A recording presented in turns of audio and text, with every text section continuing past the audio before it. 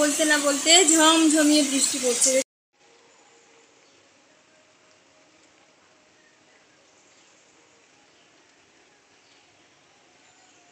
Hello everyone, good morning. সবাই কেমন আছো? আশা করছি সবাই যে যেখানে আছো সুস্থ আছো, ভালো আছো, আর আমিও খুব ভালো আছি। তো বন্ধুরা, এখন বাজে সকাল 6টা, আর 6টা থেকে আমি আমার ব্লগটা শুরু করছি। তো তোমরা পুরো ব্লগটা দেখতে থাকো আর আমার সঙ্গে থাকো। আশা করছি তোমাদের অনেক অনেক অনেক ভালো লাগবে। তো সকালবেলায় প্রতিদিনের কাজবাজ দিয়েই তোমাদের সাথে ব্লগটা শুরু করলাম।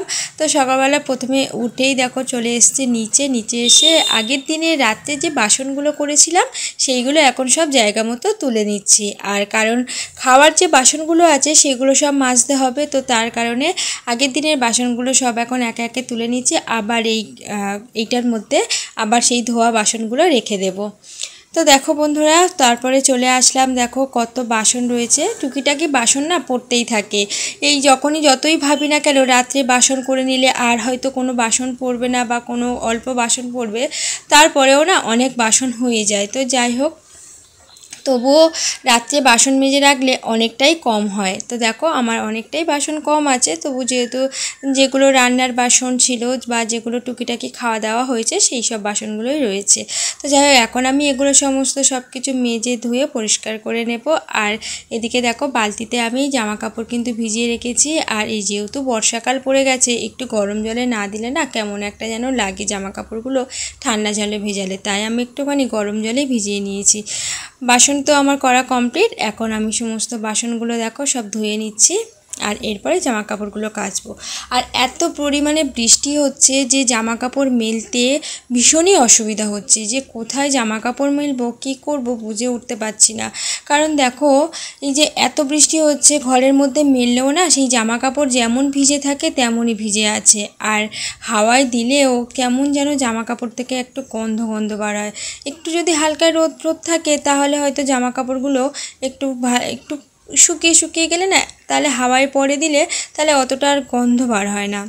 প্রতিদিন জামা কাপড় কিন্তু কম পড়ে না, প্রচুর প্রচুর জামা কাপড় পরছে। আর এত জামা কাপড় কোথায় আর মেলবো। আর আমি আমার বরকে বললাম যে ঘরের মধ্যে একটু দড়ি খাটায়, আবার দিনের বেলা খুলে দেবো, সারা রাত ফ্যান চলে, সারা রাত যদি জামা কাপড়গুলো ওই দড়ির ওপরে দেওয়া যায় তাহলে শুকিয়ে যাবে। কিন্তু আমার বরমশাইয়ের না, ঘরের মধ্যে কোনো দড়ি টাঙানো যাবে না, যা করো তুমি বাইরে করো।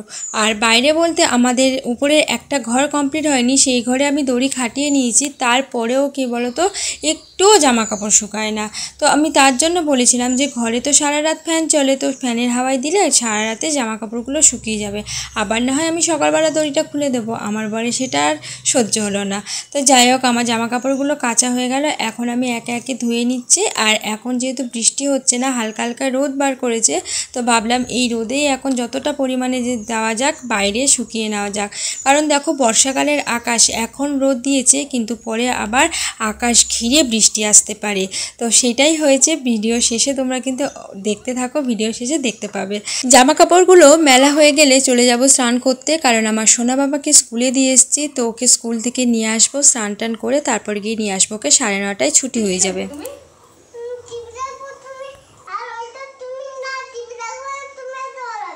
কি ওড়াবো? আমি বাবান সরাবো না, তুমি ওড়াও।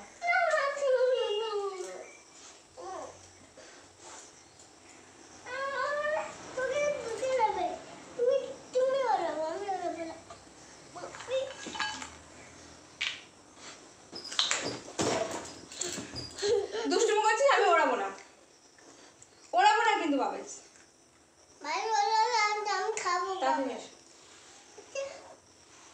তাড়াতাড়ি আসো, আমি চলে গেলাম। তাহলে আসো, ওড়াবো না, আমি ফেলে দেবো বাবা। তা আসো তাড়াতাড়ি।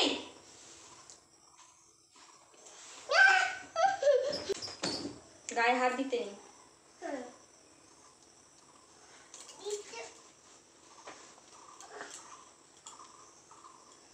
তুমি পরীক্ষায় কি লিখেছো সেটা বললে না একবার।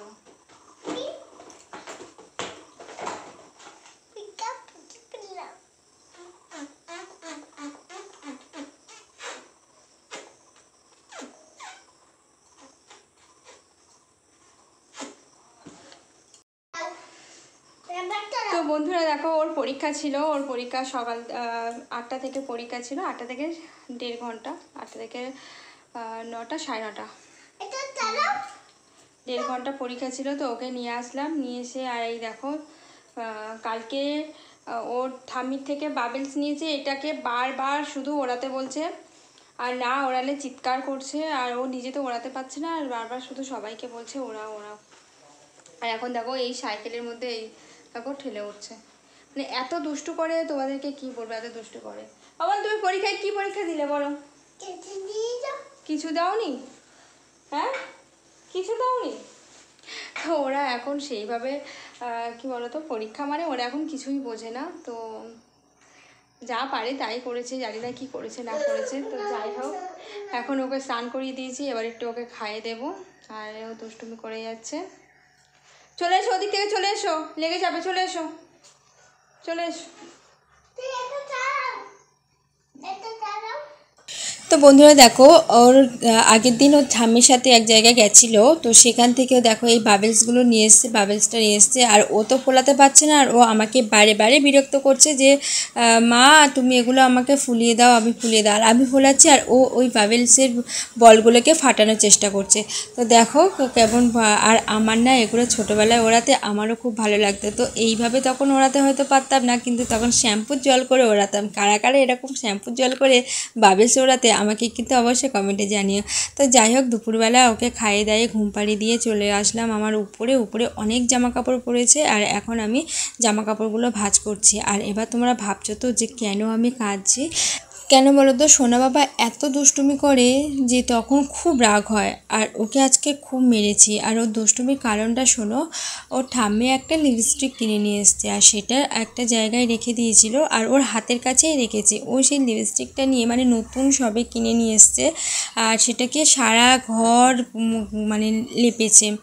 তো তোমরাই বলো যে, মানে হয়তো সেই মুহূর্তে আমি খুব রেগে গেছি, আর যেহেতু ওর ঠাম্মি কিনে নিয়ে এসছে, এসে হয়তো ভাববে যে ছেলেটাকে আমি কিছু বলি না, ওর সাহস বেড়ে যাচ্ছে, মানে যেরকম হেয়ালি করে শোনায় কথা, তো সেটাই আমি বললাম। তো যাই হোক, আমি সেই রাগে রাগে আরও ওকে আমি খুব মেরেছি। তো মারার পর আমার এখন ওকে আমার মানে ভীষণই কষ্ট হচ্ছে। ওকে আমি মারতে চাই না, কিন্তু ওর এত দুষ্টুমি করে যে ওর গায়ে হাত দিতে আমার বাধ্য করে। তো যাই হোক, আমার জামা কাপড় সব ভাঁজ টাজ করে জায়গা মতো সব রেখে দিয়েছি, আর এখন একটু গাছগুলোকে জল দিয়ে দেব। আর এই বর্ষাকালে আর শীতকালে আমার সব থেকে সুবিধা হয় কি বলো তো, একদিন জল দিলে 3-4 দিন আর কোনো গাছে জল দিতে থাকে না। তো আর এই গাছটা জল দিতে বসে দেখলাম গাছটা অনেকটা ঝোপালো হয়ে গেছে, এবং এই মানি প্ল্যান্টের ডালগুলো অনেকটাই লম্বা লম্বা হয়ে গেছে। তাই ভাবলাম যে কিছু ডাল কেটে নিয়ে আর আমার ঘরে একটু সাজানো যাক। তো তার জন্য আমি কিছু ডাল দেখো আমি কেটে নিচ্ছি। আর আমার ঘর সাজাতে ভীষণ ভালো লাগে এই গাছপালা দিয়ে। তো হয়তো টাইমের জন্য আমার হয়ে ওঠে না, কিন্তু যতটা পারি ততটা করার চেষ্টা করি। আর আমার তো দেখো আমার ব্যালকনি জুড়ে সমস্ত গাছ রয়েছে, আর আমার এই গাছগুলো খুব প্রিয়, খুব মানে এদের দেখলেই আমার সত্যি কথা যেটা খুব মানে মন পুরো ভরে যায়। তাই যখনই একটু মন খারাপ হয় তখন এদের কাছে এসে বসলে বা এদের সাথেই সময় কাটালে মনটা একটু আলাদা রকম হয়ে যায়। তো যাই হোক, এখন গাছগুলোকে কিভাবে সাজিয়ে নেবো তাই ভাবছিলাম। তো প্রথমে ভাবলাম যে প্রথমে গোটা গোটা ডালগুলোই দিয়ে দেবো, তারপর দেখলাম যে কিছুতেই হচ্ছিল না। তারপরে ডালগুলোকে পাতা সমেত একটা একটা করে কেটে নিয়েছি, নিয়ে এক জায়গায় করে গার্ডার বেঁধে তারপরে গ্লাসের মধ্যে দিয়েছি। এবার তোমরা দেখো কত সুন্দর লাগছে দেওয়ার পর। আমার এইভাবে গাছ দিয়ে ঘর সাজাতে ভীষণ ভালো লাগে। তোমাদের কাদের কাদের ভালো লাগে আমাকে কিন্তু অবশ্যই কমেন্টে জানিও। তো চলো, এখন গাছগুলো তো আমার সাজানো হয়ে গেল, এখন আমার ঘরের জায়গা মতো সাজিয়ে দেওয়া যাক।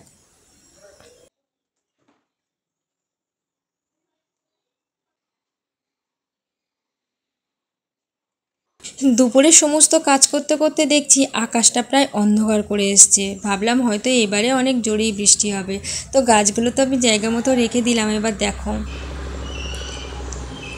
তো বন্ধুরা হঠাৎই আকাশ পুরো মেঘে ঘিরে এসছে, আর দেখো উপরে জামা কাপড়গুলো সব তুলে এসছি, আর নিচেও আমার কত জামা কাপড় রয়েছে দেখতে পাচ্ছ। কিছু তুলেছি, এখনও কিছু রয়েছে। আর আকাশটা দেখো কেমন করে এসছে,